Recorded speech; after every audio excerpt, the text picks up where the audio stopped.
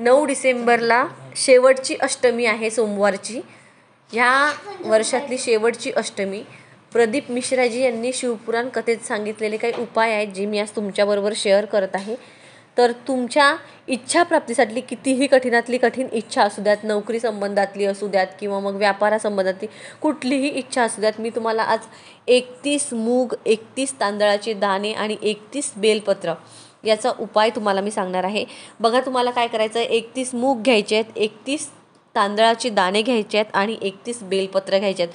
मूग घेताना हिरवे घ्या आणि व्यवस्थितच घ्या, खराब झालेले वगैरे घेऊ नका. त्याचबरोबर तांदूळसुद्धा अख्खे आणि व्यवस्थितच घ्या आणि 31 बेलाची पानं तुम्हाला घ्यायची आहे, म्हणजे बेलपत्री घ्यायची आहेत. तुम्हाला हे सगळं घेऊन शिवमंदिरामध्ये जायचं आहे. गेल्यावर तुम्हाला आधी जे 31 तांदळाचे दाणे आहेत ते मंदिराच्या चौकटीवर गेल्याबरोबर तुम्हाला ठेवायचे आहेत एका कोपऱ्यामध्ये.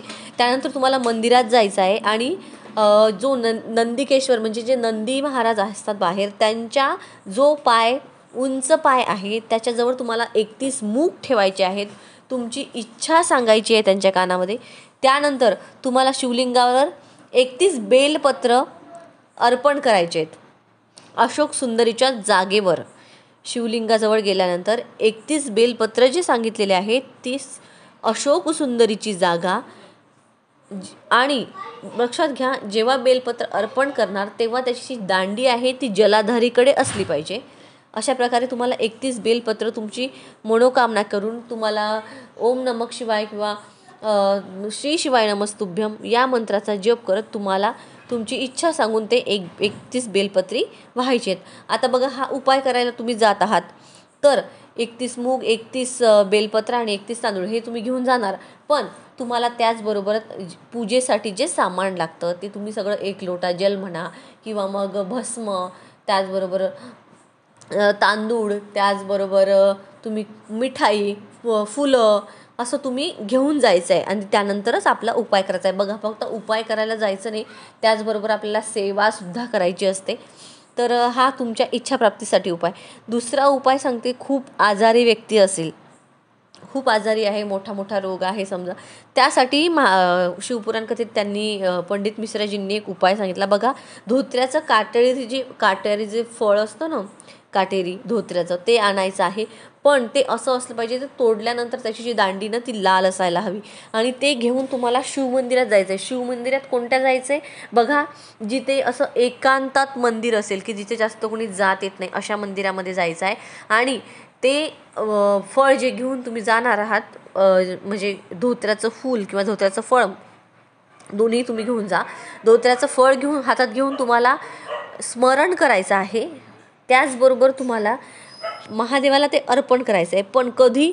तुम्हाला महामृत्युंजय मंत्राचा जाप करत स्मरण करून नंतर तुमची जी काय आजार असेल ज्या व्यक्तीसाठी, त्याचं नाव वगैरे घेऊन तुम्हाला ते शिवलिंगावर अर्पण करायचं आहे. बघा, लक्षात घ्या, यामध्ये एकच गोष्ट महत्त्वाची आहे की जे धोत्र्याचं जे फळ असेल त्याची दांडी लाल असली पाहिजे आणि मंदिर हे एकांतात असलं पाहिजे.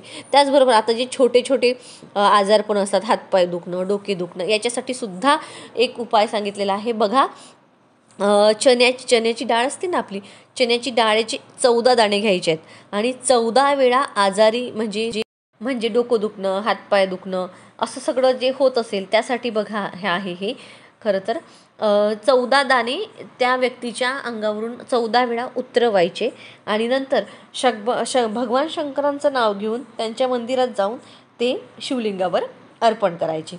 त्याचबरोबर त्यांनी आणखी उपाय सांगितला आहे.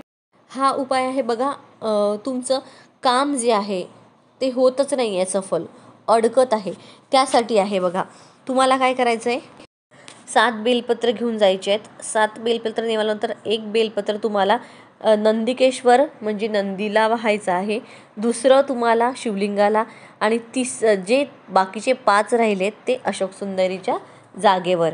आणि हे सगळं करून झाल्यानंतर मंदिराच्या बाहेर आल्यानंतर तुम्हाला एक दिवा लावायचा आहे आणि तुम्हाला दिवा लावल्यानंतर घरी निघून यायचं आहे. पण बघा, आता हे 7 बेलपत्र तुम्ही घेऊन जात आहे, पण त्याआधी तुम्ही शिवलिंगावर 1 लोटा जल अर्पण करा, भस्म लावा, धूप दीप लावा. त्याचबरोबर तुम्ही नंतर तुम्ही शिवलिंगावर एक बेलपत्र अर्पण करा, जी 5 आहेत ती अशोक सुंदरीला अर्पण करा आणि जे एक उरतं ते तुम्हाला नंदीला, आणि नंदीला वाहिल्यानंतर नंदीच्या कानामध्ये तुम्हाला तुमचं जे काय अडकलेलं काम असेल, जे सफलता होत नाही आहे, ते तुम्हाला नंदकेश्वरला सांगायचं आहे. बघा, हे उपाय आहेत, हे प्रदीप मिश्राजी यांनी त्यांच्या शिवपुराण कथेमध्ये सांगितलेले आहेत. हे मी माझ्या मनाने सांगितलेले नाही आहेत आणि ह्याचा चांगला प्रभाव पडतो असं त्यांचं म्हणणं आहे. मी सुद्धा त्यांनी सांगितलेले उपाय करत असते. तुम्हीही करून बघा, पण करताना श्रद्धा आणि विश्वास महत्त्वाचा आहे. त्याचबरोबर फक्त उपाय करण्याच्या हेतूने मंदिरात जाऊ नका. तुमची भक्तीसुद्धा तेवढीच महत्त्वाची आहे. आपण स्वतःच्या स्वार्थासाठी मंदिरात जातोय, पण तिथे जाऊन फक्त उपाय करून परत यायचं नसतं, तर सेवासुद्धा तुम्हाला करायची असते.